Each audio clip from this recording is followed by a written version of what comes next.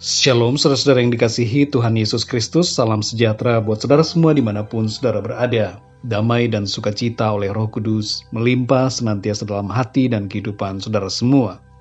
Ayat renungan saat ini terdapat di dalam Ibrani 13 ayat yang keempat.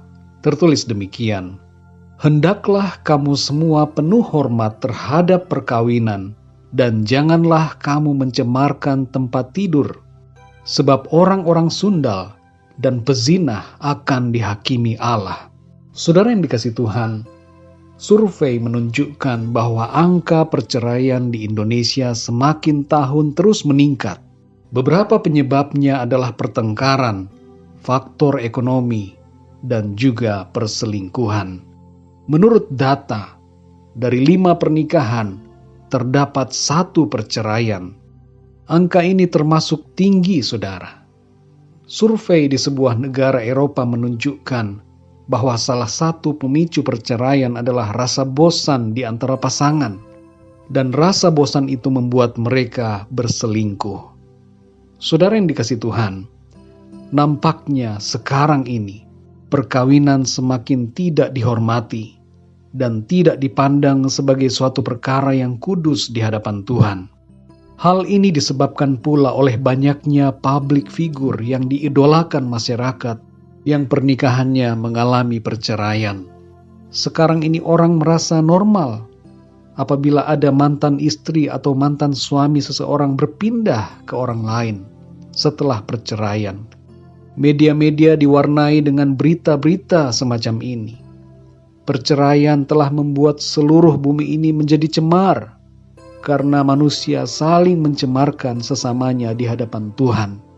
Saudara yang dikasihi Tuhan, dalam Ibrani 13 ayat yang keempat dikatakan, "Hendaklah kamu semua penuh hormat terhadap perkawinan, dan janganlah kamu mencemarkan tempat tidur, sebab orang-orang sundal dan pezinah akan dihakimi Allah." Mari kita perhatikan, saudara, bahwa orang-orang sundal dan pezinah akan dihakimi Allah. Mungkin ada di antara kita yang merasa bahwa saya sudah ditebus, ada darah Yesus yang menebus saya dan menyelamatkan saya. Dengarkan baik-baik, saudara. Penebusan Kristus bukanlah legitimasi untuk kita berbuat dosa. Penebusan Kristus justru seharusnya membuat kita tidak hidup di dalam dosa lagi, karena Tuhan sudah membawa kita keluar dari perhambaan dosa. Bagaimana bisa kita yang sudah dimerdekakan dari dosa masih diperbudak lagi oleh dosa? Kalau kita menebus suatu barang gadaian, maka barang yang sudah ditebus itu ada bersama kita, bukan di pegadaian lagi. Demikian juga kita, saudara. Tuhan Yesus sudah menebus kita dari perbudakan dosa. Maka kita tidak lagi hidup dalam dosa, tapi kita hidup bersama Tuhan Yesus di dalam kebenarannya. Saudara yang dikasihi Tuhan, pernikahan bukan solusi dari percabulan dan perzinahan. Ada orang yang mengatakan bahwa solusi agar tidak berzina adalah menikah. Ini adalah pandangan yang salah, saudara. Kenyataannya tidaklah demikian. Orang yang senang berzina akan terus berzina meskipun sudah menikah. Mengapa, saudara? Sebab akarnya ada di dalam hati manusia. Hati kita harus dibersihkan dulu oleh kuasa firman dan kuasa darah Kristus. Maka kita akan terlepas dari belenggu hawa nafsu dosa seksual. Saudara yang dikasihi Tuhan, nasihat firman Tuhan untuk perkawinan adalah agar kita selalu bersyukur untuk pasangan hidup kita. Bersukacitalah dengan istri atau suami saudara. Jangan mengira bahwa selingkuh itu indah. Selingkuh itu tidak indah, saudara, tapi bencana. Bencana buat diri saudara dan juga buat seluruh keluarga saudara. Mari saudara yang dikasihi Tuhan, hormatilah perkawinan. Jangan berselingkuh.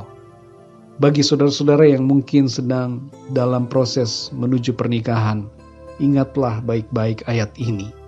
Dan bagi saudara-saudara yang sudah menikah, perhatikan dengan sungguh-sungguh dan taatilah firman Tuhan. Jangan berselingkuh, saudara. Ayat ini adalah peringatan bagi kita agar sadar bahwa Tuhan akan menghakimi setiap dosa perzinahan dan persundalan. Jangan kita bermain-main dengan kasih karunia Tuhan. Kasih karunia Tuhan tetap tersedia bagi kita. Tapi kalau kita memisahkan diri dari kasih karunia-Nya dengan memilih terus hidup dalam dosa, maka kita akan terpisah dari keselamatan itu. Kalau ada di antara saudara yang telah berbuat dosa, perselingkuhan, dan perzinahan, bertobatlah dan mulailah hidup benar sekarang ini, seturut dengan firman Tuhan. Kasihilah Tuhan dengan segenap hati saudara, dan alamilah lahir baru di dalam Kristus. Kasihilah suamimu bagi para istri, dan bagi para suami kasihilah istrimu. Hormatilah kekudusan perkawinan saudara. Kalau saudara mentaati firman Tuhan, maka keluarga saudara pasti akan mengalami berkat Tuhan. Perkawinan saudara akan dipenuhi dengan sukacita dan kebahagiaan, oleh karena saudara menghargai dan menghormati kekudusan perkawinan. Mari kita berdoa, saudara.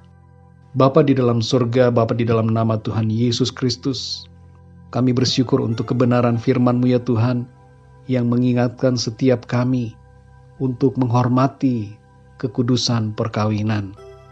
Tuhan, hamba-Mu berdoa untuk setiap anak-anak-Mu, setiap pendengar renungan ini, yang mungkin telah terjatuh dalam dosa perzinahan, yang mungkin telah terjatuh dalam perselingkuhan.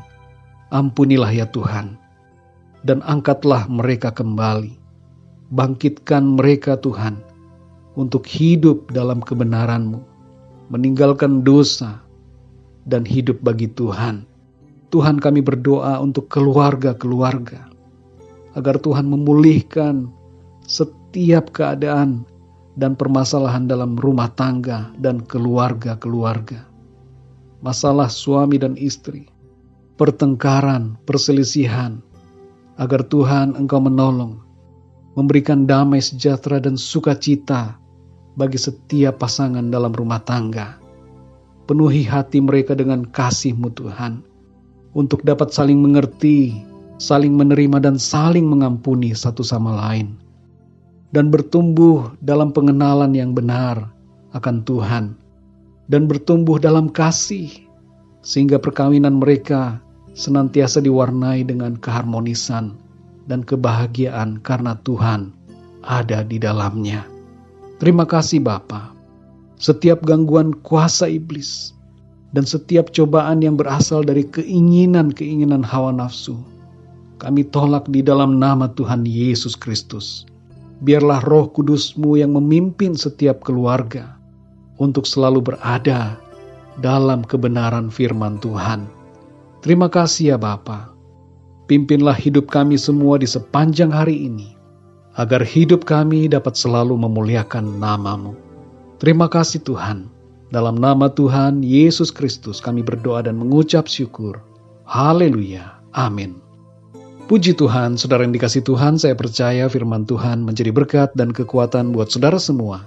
Dan Roh Kudus akan menolong saudara untuk lebih lagi memahami kebenaran firman Tuhan.